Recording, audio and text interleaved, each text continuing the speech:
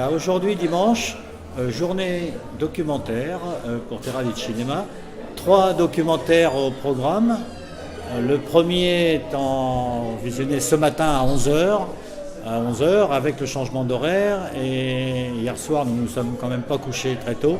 La nuit a été courte, un peu pour tout le monde. Donc premier documentaire qui s'appelle Les Cose Belle, qui se passe à Naples.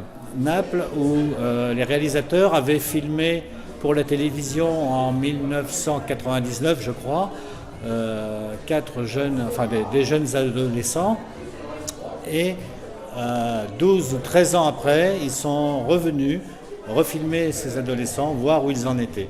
Donc tout le documentaire consiste à remontrer des séquences tournées pour la télévision et à les replacer dans le contexte d'aujourd'hui. Ce sont des personnages qui ont eu des destins différents, qui en tout cas n'ont pas eu le destin qu'ils espéraient au départ, puisque le réalisateur nous a expliqué que quand ils ont fait les castings, toutes les filles voulaient être mannequins et tous les garçons voulaient être joueurs de football, ce qui n'est pas tout à fait le cas. Donc c'est un documentaire sur ces enfants qui est rythmé dans le temps par de la chansonnette qui aide ces jeunes en fait à s'en sortir et qui les aide à surmonter les difficultés qu'ils peuvent avoir dans la vie. La chansonnette, et je pense que les chansons aujourd'hui, pour tous les documentaires, font partie des histoires qui ont été relatées. Le film se termine par la chanson, Enzo, qui est un des protagonistes, qui a eu certaines difficultés, qui voulait chanter, qui chantait dans les bars quand il était jeune avec son père, et qui, suite aux difficultés avec son père, a dû migrer en Sardaigne et est revenu. Et le film se termine par une chanson parce qu'il prouve que ce jeune avait du talent et qu'il n'a pas pu en fait s'exprimer en allant au conservatoire. Donc bon documentaire comme tous les autres, et je pense que le jury aura du mal à déterminer le gagnant de ce documentaire. Le second documentaire, complètement différent de celui que nous avons vu avant, il s'appelle Pérulis. Et il se déroule dans des lieux avec des protagonistes qui ont des problèmes psychiatriques. Et le réalisateur nous a expliqué la manière dont il avait fait des gens qu'il a interviewés, qui sont devenus ses amis. Donc beaucoup de vérité exprimée par tous ces personnages très très forts dans un contexte pas surnaturel, mais qui n'est pas habituel à voir. Et là aussi des chansons, une chorale, etc., qui rythment le film. Donc film très très très difficile, mais parfaitement maîtrisé, où ces personnages racontent leur vie, qui est en fait un voyage, le voyage d'Ulysse, avec généralement un passé, un présent et un futur. Et donc là, ils sont dans le présent, et le futur, pour eux, est exprimé de manière très, très, très aléatoire.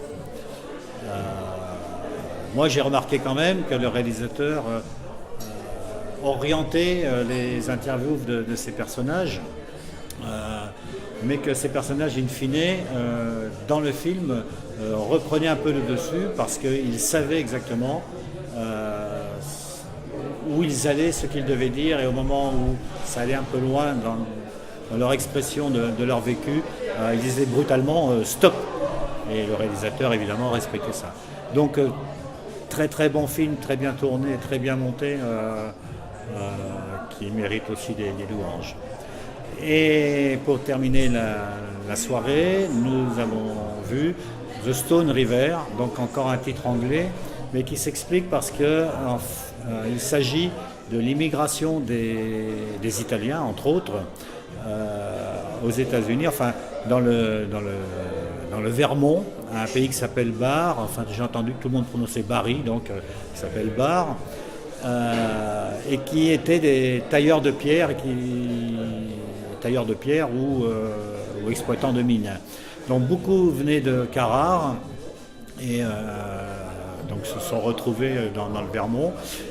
Et il s'agissait des années 1930 où il y avait eu beaucoup de témoignages. Et le réalisateur a pris ces témoignages, les a fait lire par des personnes du Vermont, enfin par des gens de là-bas, qui ont fini par s'identifier aux témoignages qu'ils lisaient d'il y a 50 ans. Voilà. Sauf le gardien du cimetière, parce qu'en fait, toutes ces personnes qui ont migré là-bas ont été atteintes de silicose. Par exemple, Edo, l'histoire commence par l'histoire d'Edo. Edo est mort à 32 ans de silicose, quoi. Et c'est son épouse qui raconte un peu ça. Le film se termine par beaucoup de fleurs. On filme beaucoup de fleurs alors qu'un dialogue se détaille. Bon, on a appris que ces fleurs en fait étaient le symbole qui était représenté sur la tombe des personnages, des personnes qui étaient décédées à Barre. Et à la fin, au générique de fin, il y a une très très belle chanson qui est chantée par une chorale et qui se trouve dans des lieux où on a des photos en parallèle pendant que les gens chantent. On a des photos du 1er mai 1904, je crois, avec tous les gens qui étaient là-bas. Très belle chanson, malheureusement en anglais, mais dans lequel on entend bien la sonorité de Remember et qui termine par un feu d'artifice, je pense, ce documentaire. Voilà. Demain, je compte aller voir Spartacus, et puis pour la suite, on verra. Merci.